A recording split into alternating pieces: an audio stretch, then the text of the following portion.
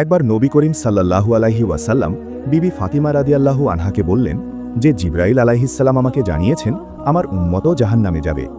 হে কন্যা ফাতিমা, আমার উম্মতের চিন্তা আমাকে কষ্ট দেয়। আমি আমার রবের কাছে দোয়া করছি যেন আল্লাহ তাদের মাফ করে দেন এবং জাহান্নাম থেকে মুক্তি দেন। এ কথা বলে তিনি সিজদায়ে চলে গেলেন এবং কাঁদতে লাগলেন, পাশাপাশি দোয়া করতে লাগলেন, হে আল্লাহ, আমার উম্মতের গুনাহগারদের প্রতি রহম করুন এবং তাদের জাহান্নাম থেকে মুক্তি দিন। তখন আল্লাহর পক্ষ থেকে হুকুম এলো, হে আমার প্রিয় হাবিব, দুঃখ করো না, আমি তোমাকে এত কিছু দান করব যে তুমি সন্তুষ্ট হয়ে যাবে।